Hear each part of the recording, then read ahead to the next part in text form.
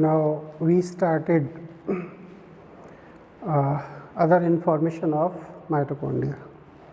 अभी अभी हम लोगों ने स्टडी किया है स्ट्रक्चर, उसकी डिटेल स्टडी और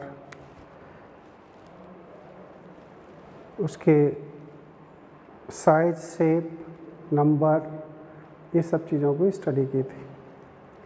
13 लेक्चर में हम लोग स्टडी करेंगे कि origin of mitochondria, origin of mitochondria,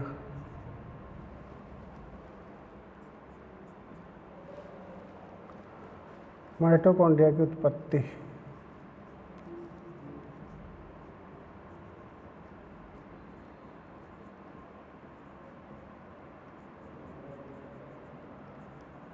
उत्पत्ति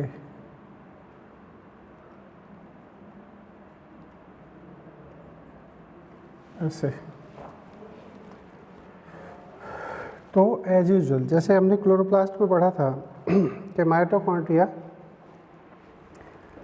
क्लोरोप्लास्ट लवक पहले से उपस्थित अगर कोशिका में हैं तो ही नई कोशिका में इनका निर्माण होगा। वैसे ही ये भी है,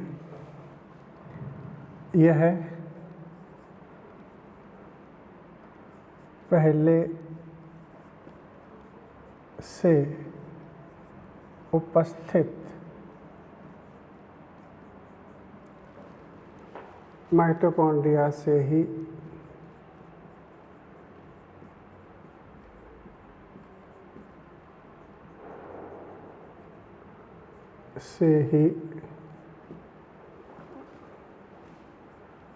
नई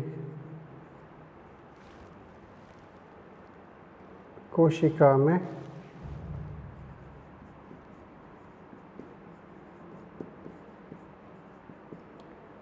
उत्पन्न होता है।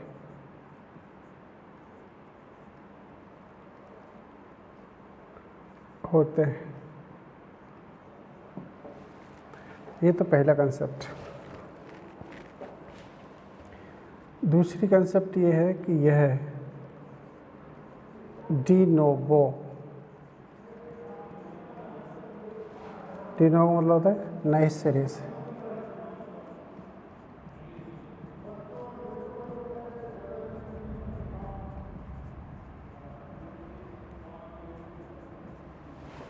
डी नोवो उत्पत्ति प्रदर्शित नहीं करते।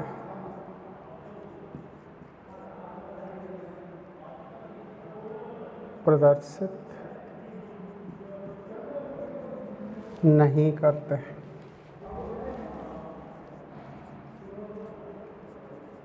करते हैं मतलब ये हुआ, इन्हें हम कोशिका में नए सिरे से नहीं बना सकते। अगर कोशिका में पहले से माइटोकॉन्ड्रिया मौजूद हैं, प्रेजेंस हैं, तो ही उस कोशिका में माइटोकॉन्ड्रिया का निर्माण होगा। तो ये बात। अब बात आती है कि अल्टमैन और शिम्पर क्या कहते हैं। एक बात यहीं पर लिख सकते हैं, यह फिजन, यह द्विविखंडन करते हैं। विखंडन करते हैं। नई सेल में जाना है तो खुद बाइनरी फिजन कर जाते हैं और उससे दो माइटोकॉन्ड्रिया बनेंगे और दोनों एक एक सेल में डिस्ट्रीब्यूट होंगे। या कह सकते हो कि जनक में जितने भी माइटोकॉन्ड्रिया होते हैं उसके रेशो में वो पुत्री कोशिकाओं में बढ़ जाते हैं। मान के चलो कि 10 माइटोकॉन्ड्रिया अगर जनक सेल में हैं तो वो डिवाइड होंगे और डिवाइड होने के बाद में 20 हो जाएंगे। 20 में से 10 दोनों में डिस्ट्रीब्यूट हो जाएंगे। अच्छा, अल्टमैन और शिम्पर क्या कहते हैं? अल्टमैन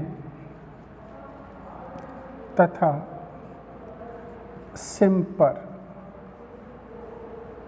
के अनुसार जीवन के विकास के समय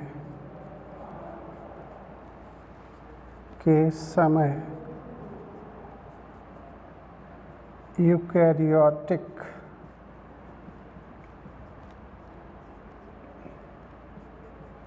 कोशिका में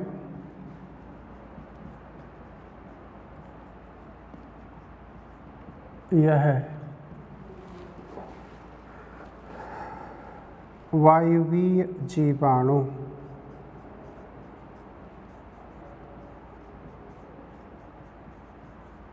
मतलब एरोबिक बैक्टीरिया मतलब प्रोकैरियोट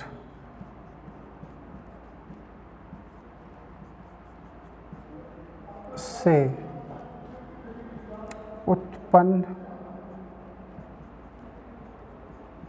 माने जाते हैं कि ये जो है प्रोकैरियोटिक, जैसे क्लोरोप्लास्ट में भी हमने पढ़ा था कि नील हरीश सहवाल ने जब एक अन्य प्रोकैरियोटिक सेल को इन्फेक्शन किया था, उससे क्लोरोप्लास्ट की उत्पत्ति हुई। ऐसे ही ये माना जाता है कि माइटोकॉन्ड्रिया की उत्पत्ति बैक्टीरिया से हुई। क्यों? बैक्टीरिया और माइटोकॉन्ड्रिया में क्या समानता है? नंबर 1, दोनों का जो डीएनए है वो डबल स्ट्रैंडेड चक्रीय है। नंबर 1, दोनों में जो राइबोसोम है वो 70S है। दोनों में ही श्वसन होता है उनकी झिल्ली पर। जैसे बैक्टीरिया की सेल में मीजोसोम होते हैं, वो माइटोकॉन्ड्रिया की क्रिस्टी की तरह काम करते हैं। जैसे क्रिस्टी पर एटीपी निर्माण होता है, ऐसे ही बैक्टीरिया में मीजोसोम में एटीपी का निर्माण होता है, श्वसन की प्रक्रिया होती है। तो हम यहाँ एक कंसेप्ट आपको दे ही देते हैं। जीवाणु तथा माइटोकॉन्ड्रिया में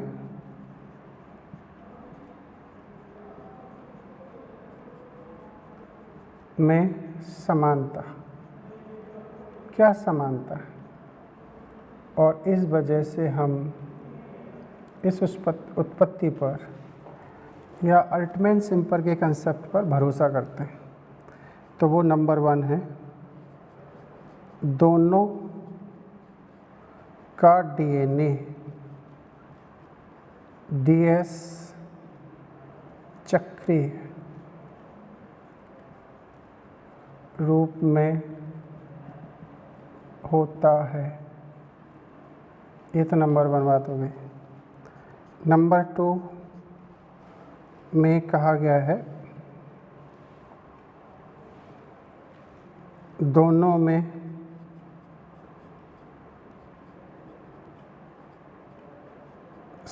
S राइबोसोम उपस्थित। ये दूसरा कंसेप्ट हो गया। तीसरा कंसेप्ट क्या है? दोनों की आंतरिक झिल्ली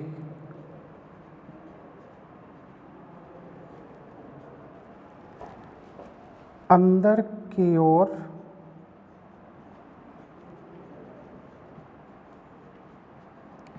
मुड़कर श्वसन के लिए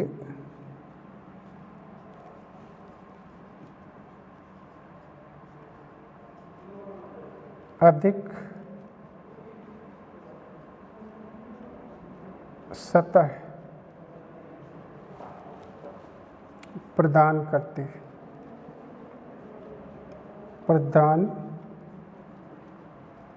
हैं।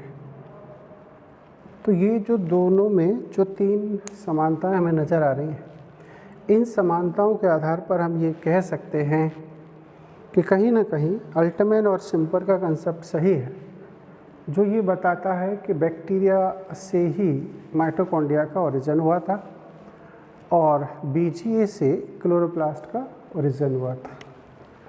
अब हम नेक्स्ट सेगमेंट पर बात करते हैं। जैसे इसमें एक शब्द हम पढ़ सकते हैं माइटोप्लास्ट। ये प्रोटोप्लास्ट शब्द PMT में अभी रिसेंटली पूछा गया, वैसा ही है। माइटोप्लास्ट कैसे कहेंगे? माइटोप्लास्ट। माइटोप्लास्ट का मतलब होता है कि यदि हम माइटोकॉन्ड्रिया की बाहरी झिल्ली को हटा दें तो रिमेनिंग जो पार्ट है, बचा हुआ जो भाग है, वो माइटोप्लास्ट कहलाएगा। तो कह सकते हो बाहरी झिल्ली रहित माइटोकॉन्ड्रिया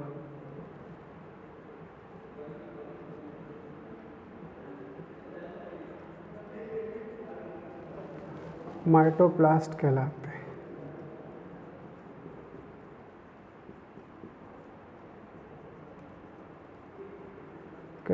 हैं। ऐसे ये बात करी जा सकती है, माइटोप्लास्ट। अब एक बार हम अगर दोबारा से बात करें कि इनमें केमिकल कंपोजिशन क्या होता है, तो वो केमिकल कंपोजिशन क्या है समझ लें। माइटोकॉन्ड्रिया का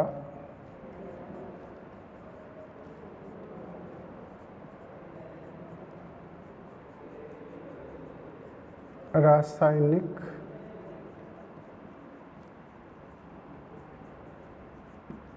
संगठन।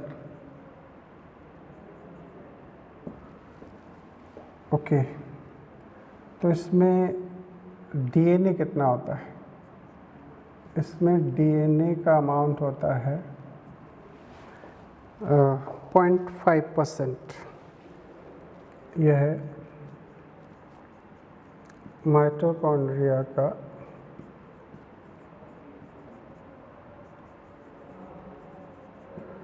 जीरो 0.5% होता है। RNA की बात करें तो RNA कहा जाता है 3 to 7% of mitochondria. 3 to 7। Ribosome 70S। उसके बाद में इसमें साइटोक्रोम कौन से होते हैं? साइटोक्रोम। इनको एक सीरीज के फॉर्म में याद रखना कि साइटोक्रोम क्या है, क्योंकि ETS में हमें काम आएंगे। तो cyto B C1 C A3 ये 5 साइटोक्रोम पाए जाते हैं माइटोकॉन्ड्रिया की इनर मेम्ब्रेन में, आंतरिक झिल्ली में, जो इलेक्ट्रॉन ट्रांसपोर्ट सिस्टम ETS में भाग लेते हैं। ये साइटोक्रोम है। मिनरल्स की बात करें तो मिनरल्स, इनको हम अभी पिछले लेक्चर में भी स्टडी किए थे। मिनरल्स के नाम पर इसमें होगा Fe Mg Mn। इनकी प्रेजेंस खास तौर से इनमें पाई जाती है। तो ये केमिकल कंपोजिशन की बात होगी। हालांकि इसमें प्रोटीन भी है, लिपिड भी है, कार्बोहाइड्रेट की प्रेजेंस भी पाई जाती है। तो चूँकि उन पर क्वेश्चन बनते नहीं हैं या नहीं बन रहे हैं, लेकिन ये हमारे काम आ सकता है। अब इसके बाद में हम चलते हैं इसके फंक्शन ऑफ माइटोकॉन्ड्रिया में। माइटोकॉन्ड्रिया के कार्य, मतलब फंक्शन ऑफ माइटोकॉन्ड्रिया।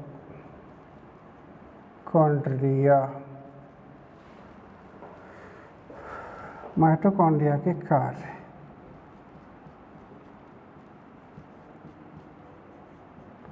कॉन्ड्रिया के कार्य ऐसे। सबसे पहला है एटीपी फॉर्मेशन, एटीपी निर्माण,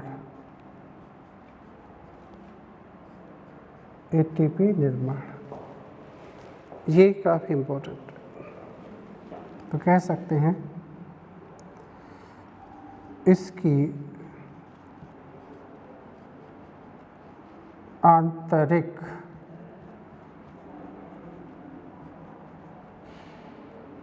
झिल्ली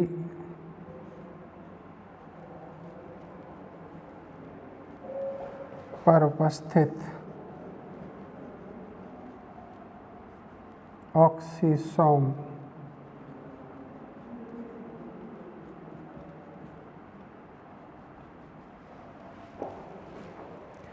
ऑक्सीकारी फॉस्फोरिलीकरण, ऑक्सीकारी फॉस्फोरिलीकरण द्वारा एटीपी का निर्माण करते हैं। ऑक्सीकारी फॉस्फोरिलीकरण जो एटीपी क्लोरोप्लास्ट में बनते हैं, लाइट की प्रेजेंस में बनते हैं, उन्हें हम फोटोफॉस्फोरिलेशन कहते हैं। उन्हें हम प्रकाश फॉस्फोरिलीकरण कहते हैं।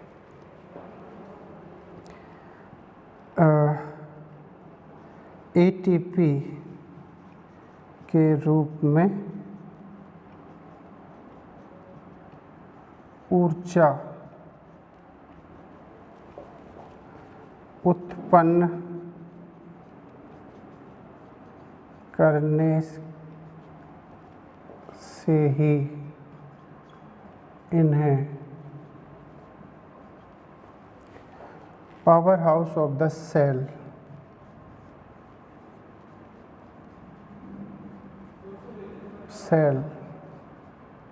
कहते हैं। Power house of the cell कहा जाता है। एटीपी को ऊर्जा की मुद्रा, करेंसी ऑफ एनर्जी भी कहते हैं, और ये प्रत्यक्ष रूप से हमारी विभिन्न उपापचय क्रियाओं में एटीपी प्रदान करने का, मतलब एनर्जी प्रदान करने का कार्य करता है। कहा जाता है कि एटीपी में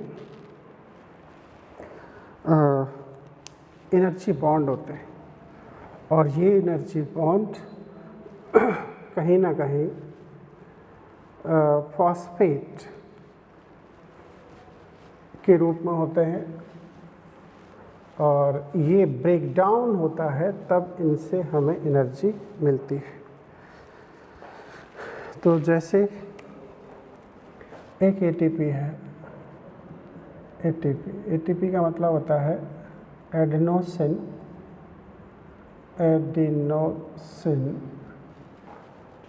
triphosphate,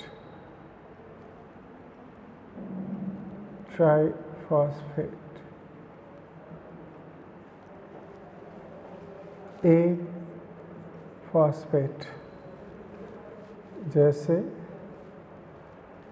A P and P.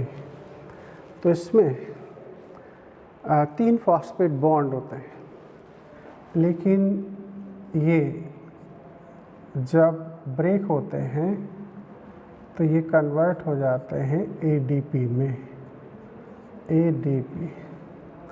ADP का मतलब हुआ कि ये स्ट्रक्चर बचेगा, मतलब एक फॉस्फेट बॉन्ड ब्रेक हो गया।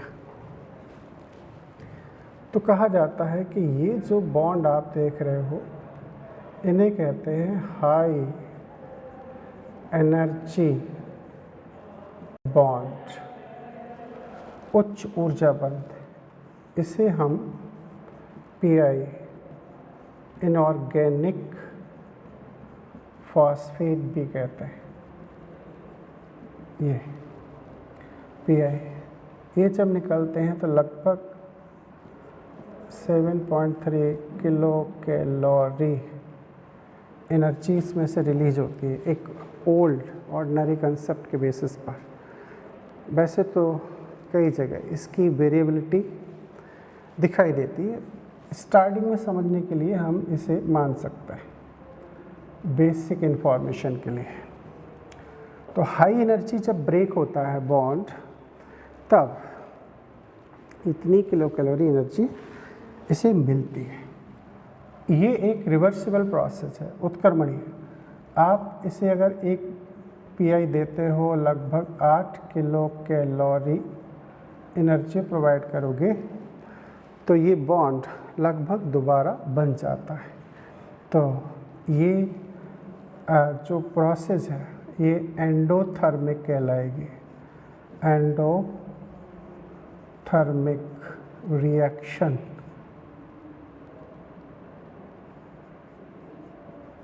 एंड ये जो रिएक्शन है इस साइड, ये एक्सोथर्मिक रिएक्शन। तो ये मेन फंक्शन है माइटोकॉन्ड्रिया का। इसी के बेसिस पर हम इसे power house of the cell, ऊर्जा का शक्ति गृह कहते हैं। एटीपी के रूप में एनर्जी देता है, जिससे सेल अपनी मेटाबॉलिक एक्टिविटीज़ को कंप्लीट करता है, संपन्न करता है। सेल जब काम करती है तब हमारा शरीर काम करता है। हम जो भी एक्टिविटीज़ को करते हैं उसके लिए हमें एनर्जी की ज़रूरत होती है, और ये एनर्जी वास्तव में डायरेक्टली हमें एटीपी के रूप में ही प्राप्त होती है। अब हम कुछ और फंक्शन में चलते हैं। आखिर और किस तरीके से माइटोकॉन्ड्रिया काम करता है। तो कई फंक्शन है एनर्जी से रिलेटेड, जैसे इसमें क्रेब्स साइकिल संपन्न होती है, तो दूसरा फंक्शन हम यही मान के चलेंगे। इसमें मैट्रिक्स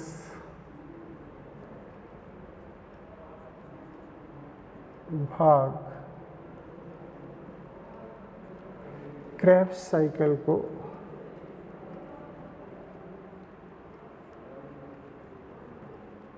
संपन्न करता है।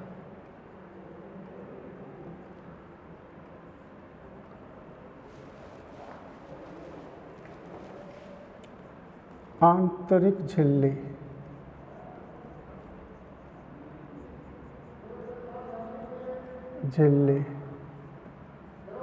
भाग में ETS, electron transport system, electron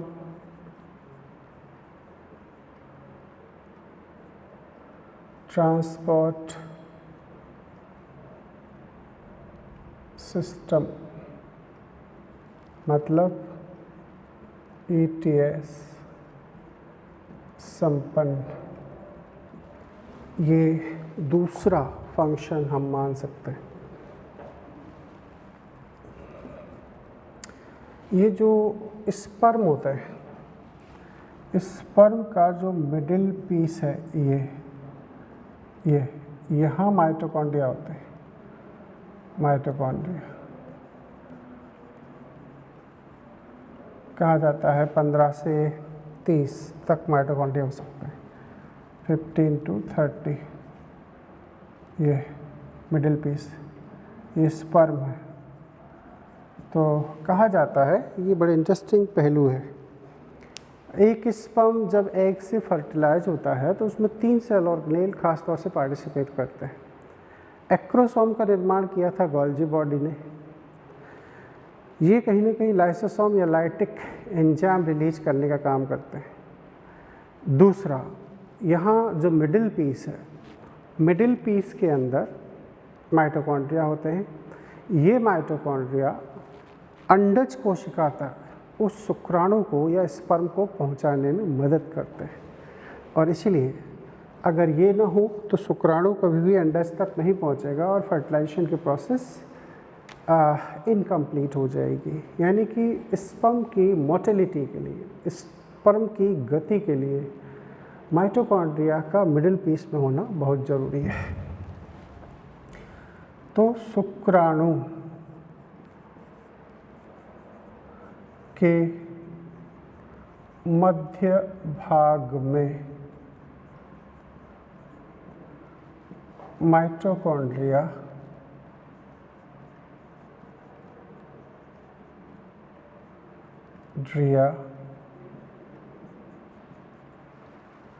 स्थित होते हैं, जो इन्हें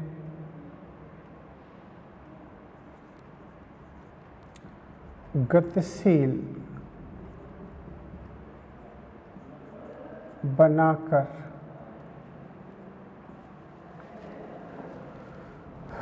अंडज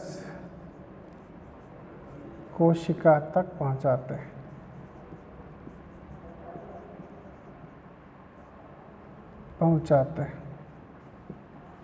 पहुंचाते हैं और इस तरीके से ये उसके फर्टिलाइजेशन में मदद करते हैं, हेल्प करते हैं, जिससे निषेचन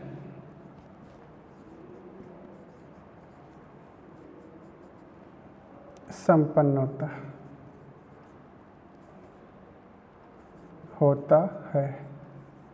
तो फर्टिलाइजेशन में इन्होंने मदद की है, हेल्प इन फर्टिलाइजेशन। ओके, अब अगली कहानी क्या, तो इनमें स्वयं का डीएनए होता है और डीएनए के कारण ये कोशिका द्रव्यीय आनुवंशिकता में भाग लेते हैं। ये बड़ी इम्पोर्टेंट इन्फॉर्मेशन है। इनमें उपस्थित डीएनए, इसकी व्याख्या मैंने क्लोरोप्लास्ट वाले रीजन में की थी। कोशिका द्रव्य आनुवंशिकता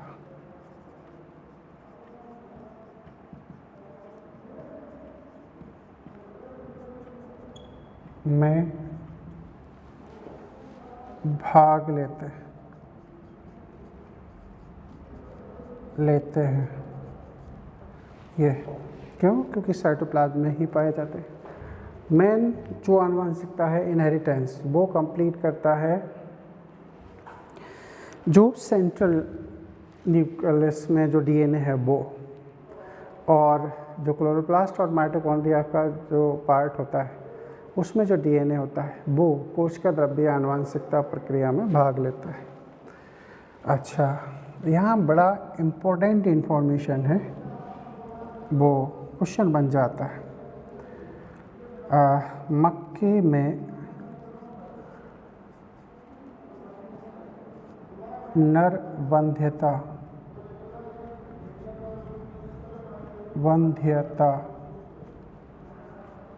हम कह सकते हैं स्टेरिलिटी ऑफ मेज। मक्के में नरवंध्यता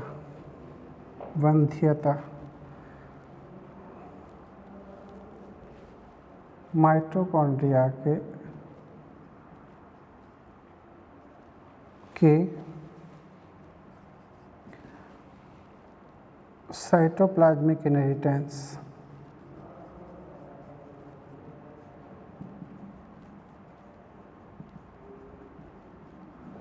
द्वारा ही संपन्न होती है।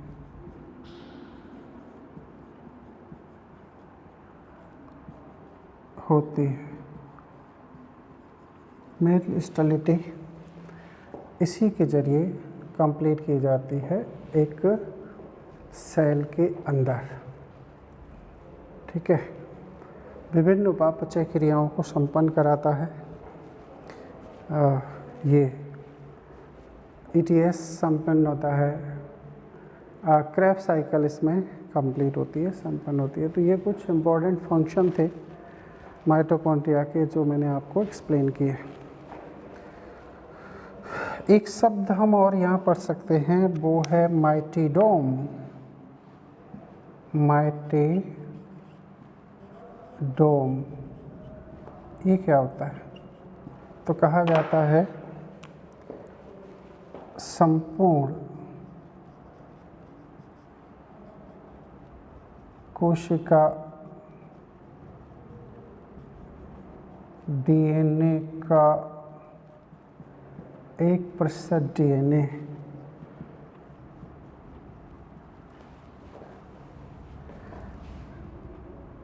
इसमें से मतलब माइटोकॉन्ड्रिया में होता है।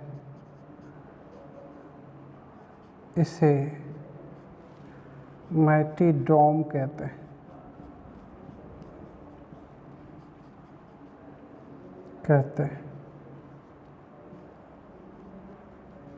ऐसे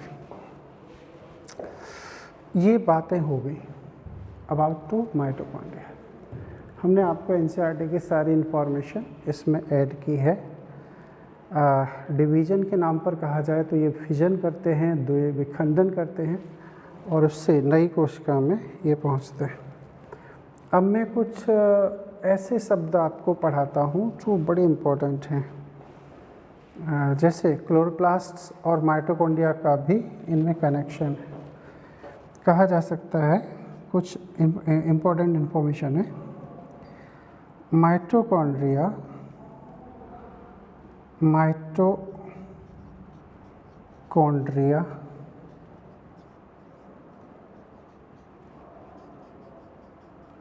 तथा लवक को cell with in cell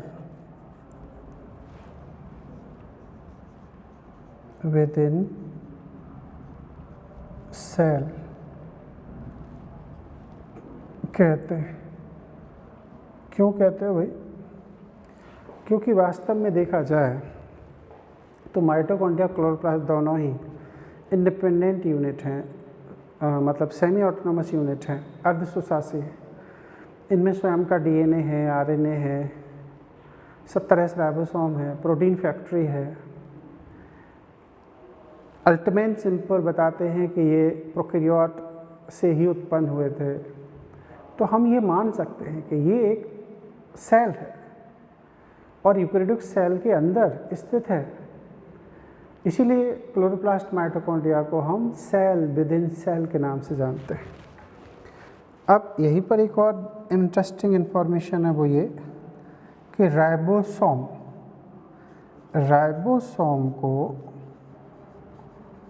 ribosome को cell organelle within cell organelle within cell organelle कहा जाता है।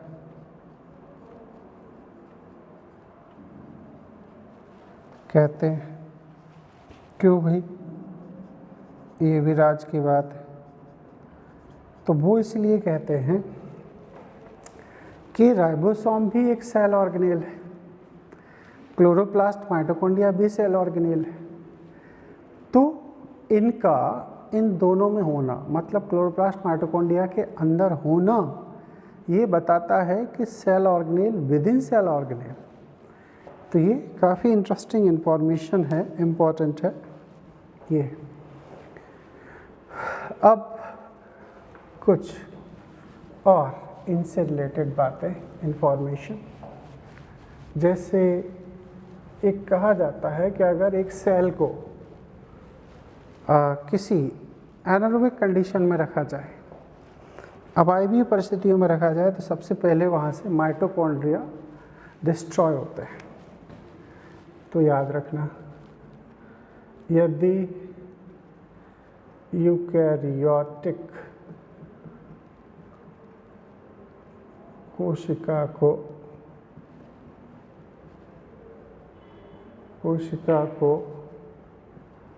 अवायवीय माध्यम में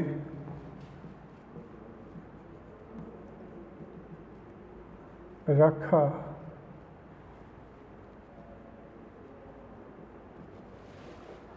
जाता है, रखा जाए, तब माइटोकॉन्ड्रिया सबसे पहले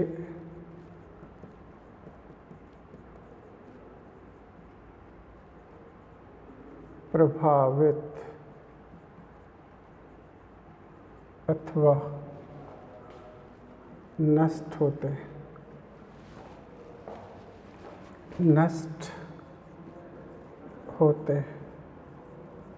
they may degrade or affect initially as compared to other cell organelle। क्यों? क्योंकि इनका सीधा कनेक्शन ऑक्सीकारी फॉस्फोरिलीकरण से है। ऑक्सीजन के प्रेजेंस में ही इनकी एक्टिविटी होती है, ऑक्सीजन के प्रेजेंस में ही ये सक्रियता को दर्शाते हैं।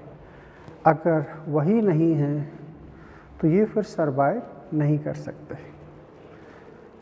एक और क्लोरोप्लास्ट और माइटोकॉन्ड्रिया से रिलेटेड इंफॉर्मेशन है, बहुत अच्छी है।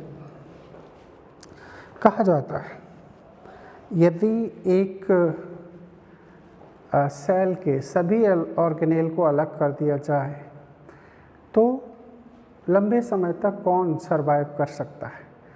तो लंबे समय तक सर्वाइव करने का काम क्लोरोप्लास्ट और माइटोकॉन्ड्रिया ही कर सकते हैं। क्यों? क्योंकि ये अर्धस्वशासी हैं, सेमी ऑटोनॉमस हैं, इनमें खुद की एक्टिविटी भी है। लेकिन बाकी सभी सेल ऑर्गेनेल सेल पर ही डिपेंड करते हैं। सेल अलाइव है तो वो हैं, अदरवाइज वो डिस्ट्रॉय हो जाएंगे। तो कहा जाता है यदि एक सेल के कोशिकांगों को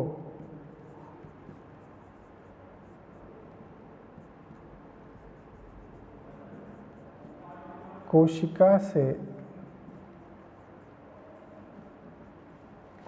अलग किया जाए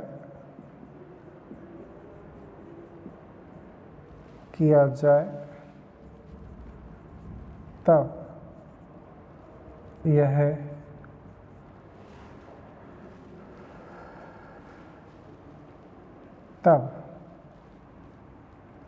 प्लास्टिड एंड माइटोकॉन्ड्रिया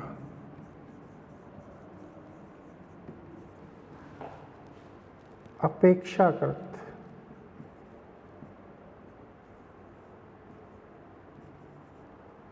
अधिक समय तक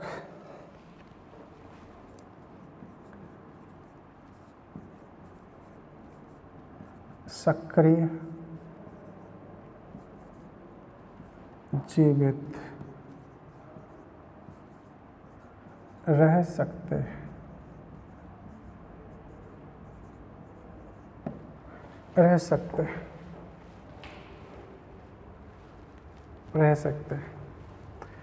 क्योंकि यह अर्धस्वशासी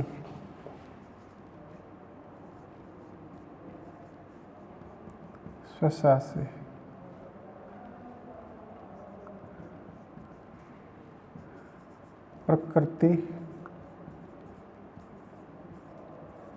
दर्शाते हैं।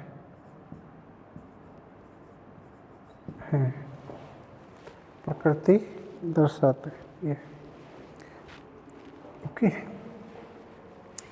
ये कुछ महत्वपूर्ण जानकारी है अबाउट टू माइटोकॉन्ड्रिया। उम्मीद करते हैं कि आप इन चीज़ों को अच्छे से समझ पा रहे हैं और हम आपको एक्सप्लेन कर पा रहे हैं। ओके, अब कुछ इन पर क्वेश्चनिंग कर ली जाए, क्योंकि बिना क्वेश्चन के माइटोकॉन्ड्रिया को फिनिश करना अपने आप में सही नहीं है। क्यों? क्योंकि बहुत सारे क्वेश्चन बनते हैं। जैसे मैं कुछ प्रीवियस ईयर में क्वेश्चन आए हैं उन पर बात करता हूँ। क्वेश्चन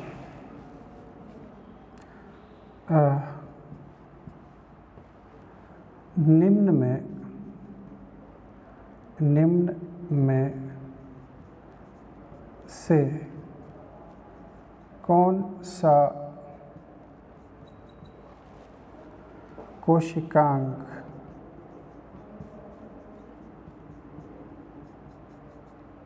अर्ध स्वशासी सेमी ऑटोनॉमस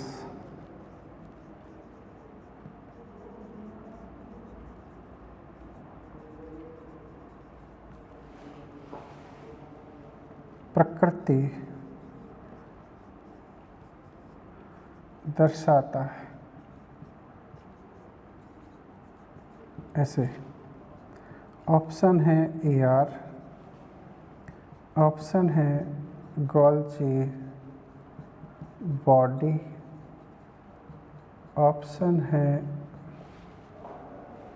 माइटोकॉन्ड्रिया, ऑप्शन है लाइसोसोम। ये तो इसका राइट आंसर है माइटोकॉन्ड्रिया। ठीक है, अब next question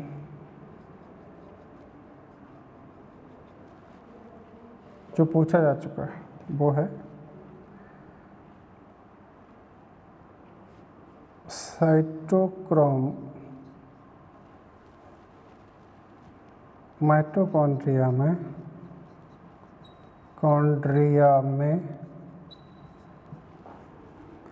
cytochrome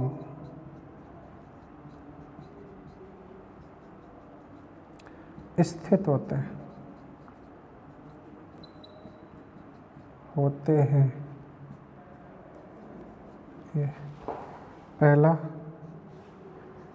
outer membrane, दूसरा इनर मेम्ब्रेन,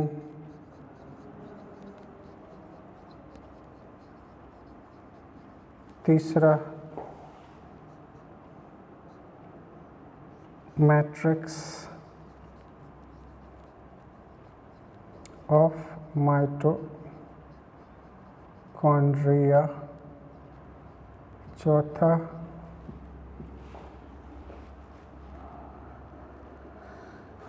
ऑक्सीसोम। आंसर क्या? आंसर होगा inner membrane. All cytochrome system are presence in inner membrane. याद रखना, काफ़ी इम्पॉर्टेंट क्वेश्चन है, ये पूछा गया है। इसके बाद में हम बात करते हैं कुछ और क्वेश्चन रिलेट विथ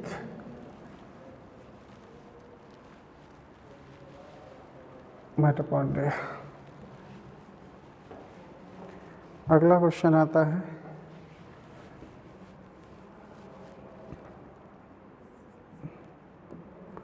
माइटोकॉन्ड्रिया में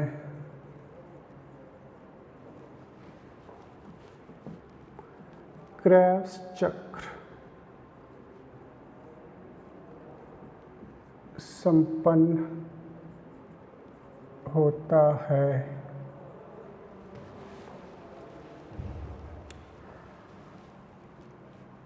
कहाँ होता है? मैट्रिक्स, दूसरा इनर मेम्ब्रेन,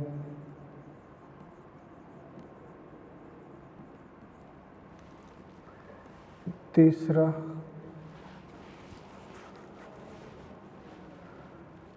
पेरीमाइटोकॉन्ड्रियल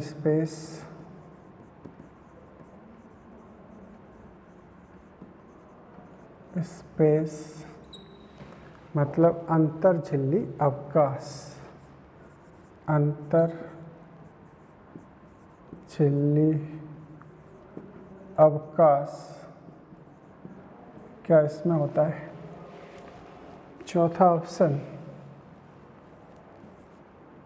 साइटोप्लाज्म, ये। तो हमें आंसर मैट्रिक्स लगाना चाहिए अकॉर्डिंग टू एनसीईआरटी। एनसीईआरटी इस पर बात करती है, एनसीईआरटी लिखती है कि ये कहाँ संपन्न होता है। अब एक क्वेश्चन मेरे हिसाब से काफ़ी इम्पोर्टेंट बना हुआ है कि माइटोकॉन्ड्रिया को किस अभिरंजक से अभिरंजित करते हैं? माइटोकॉन्ड्रिया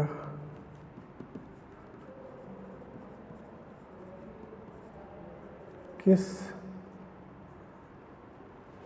स्टेन से अभिरंजित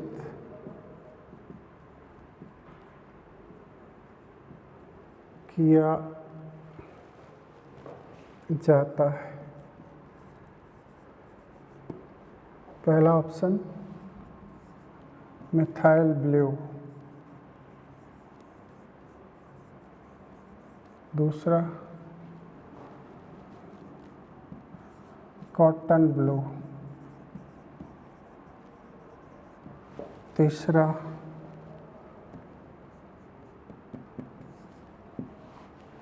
सैफ्रानिन,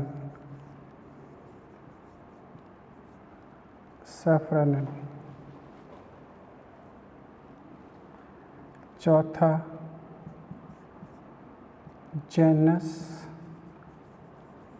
ग्रीन बी। ये हमने स्टार्टिंग में ही एक्सप्लेन किया है, जेनस ग्रीन बी से इसे हम अभिरंजित कर सकते हैं। नेक्स्ट क्वेश्चन है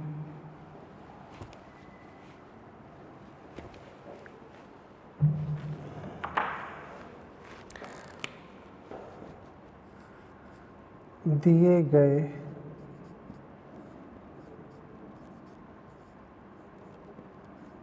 कथनों में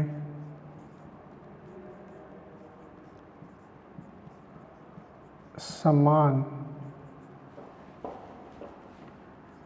कथनों की संख्या है। Number 1 mitochondria and plastid. Mitochondria and plastid में बाहरी झिल्ली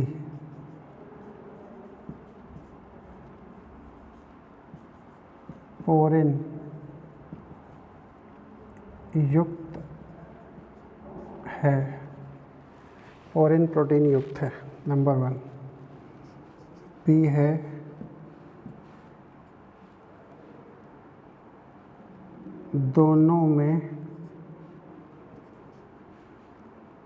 दोनों से मतलब है माइटोकॉन्ड्रिया प्लास्टिड, माइटो एंड प्लास्टिड दोनों में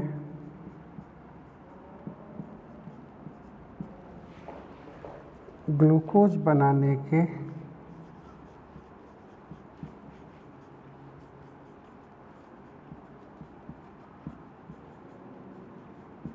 एंजाइम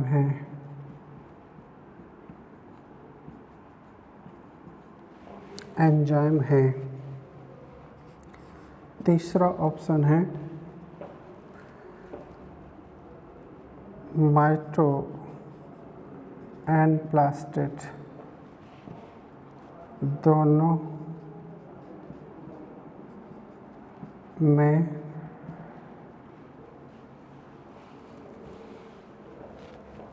साइटोक्रोम होते हैं।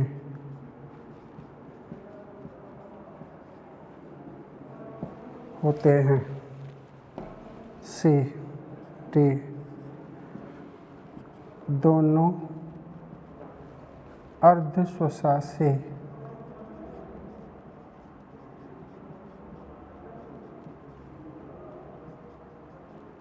प्रकृति के होते हैं। ठीक है, अच्छे पॉइंट्स हैं, दिमाग में रखना।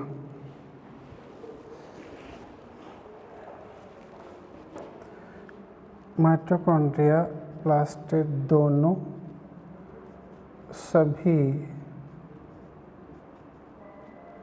कोशिकाओं में होते हैं।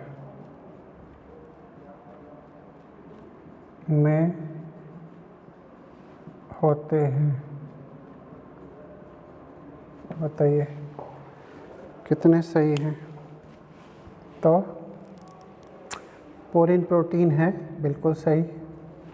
माइटोकॉन्ड्रिया एंड प्लास्टिड दोनों में ग्लूकोज बनाने वाले एंजाइम है, गलत। क्योंकि ग्लूकोज बनाने वाले एंजाइम क्लोरोप्लास्ट में है, ना कि माइटोकॉन्ड्रिया में। माइटोकॉन्ड्रिया में तो उसका डिग्रेडेशन होता है। दोनों में साइटोक्रोम होते हैं, बिल्कुल सही।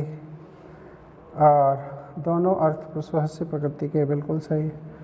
दोनों सभी कोशिकाओं में होते हैं, नहीं। प्लास्टिड एनिमल सेल में नहीं होते। तो सही की संख्या हो रही है, जैसे ऑप्शन बनाए जाए, ऑप्शन 1 2 3 4। इसमें हम ऑप्शन दें आपको, सपोज 4 2 3 1। कितने सही हुए? 1 2 3। समान कथन की संख्या है तो 3 की। आंसर अपना 3 ही आ रहा है। ठीक है, अच्छी इन्फॉर्मेशन है, अच्छी स्टडी की है हम लोगों ने। और भी इससे रिलेटेड काफ़ी क्वेश्चन हैं। मेरा ऐसा मानना है कि हमें मैक्सिमम क्वेश्चन करना चाहिए। अपने मॉड्यूल के अंदर काफ़ी क्वेश्चंस हैं, उन्हें अपन सॉल्व करें। एनसीईआरटी को रीड करते रहें। एनसीईआरटी में जो भी लिखा है उसको कई बार पढ़ें। उसके बाद में हम लोग इनको अच्छे से समझें, लिख सकें तो बहुत अच्छा है। नोट्स बनाते चलें और चीज़ों को समझें। ओके, हम लोग नेक्स्ट लेक्चर में बात करेंगे इससे आगे। हो सकता है कि राइबोसोम की स्टडी हो, है ना, कि एंडोमेम्ब्रेन सिस्टम में मोस्टली पार्ट हम लोगों ने कवर अप कर लिया। Okay, thank you.